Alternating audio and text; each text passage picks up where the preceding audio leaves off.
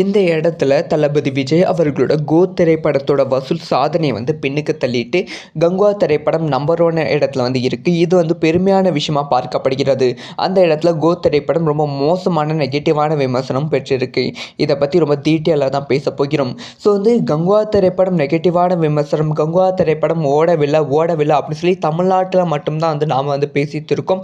Telangana, Overseas, Nizam, ஆந்திராவில் கங்குவா திரைப்படத்துக்கு சூப்பரான பாசிட்டிவான விமர்சனங்கள் கிடைத்து கொண்டு வருகிறது. அது கங்குவா திரைப்படத்துக்கு மிகப்பெரிய ப்ளஸ்ஸாக அமைந்து கொண்டு இருக்கிறது.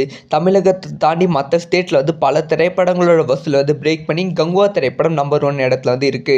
அந்த வகையில் இப்போ கங்குவா திரைப்படம் கோ திரைப்படத்தோட வாழ்நாள் சாதனையை ரொம்ப ரொம்ப ஈஸியாக பிரேக் பண்ணியிருக்கு அப்படின்னு தான் சொல்லப்படுகிறது. ஸோ ஆந்திரா, நிசாம் இந்த 2 இடத்துலையும் கோ திரைப்படம் நெகட்டிவான விமர்சனங்கள் தான் பெற்று இருந்தது. ஸோ அதனால் கோ திரைப்படம் மொத்தமாக 12.10 கோடி ரூபாய் தான் ஆந்திரா அண்ட் நிசாமில் கலெக்ஷன் பண்ணியிருந்தது. இப்போ அந்த கலெக்ஷனை கங்குவா திரைப்படம் பிரேக் பண்ணியிருக்கு. வெறும் 7 நாட்கள்லேயே கங்குவா திரைப்படம் 13.7 கோடி ரூபாய்க்கு மேலே கலெக்ஷன் பண்ணியிருக்கு. ஸோ கோ திரைப்படத்தோட சாதனையை வெறும் 7 நாட்களில் சூர்யா அவர்களோட கங்குவா திரைப்படம் பிரேக் பண்ணியிருக்கு.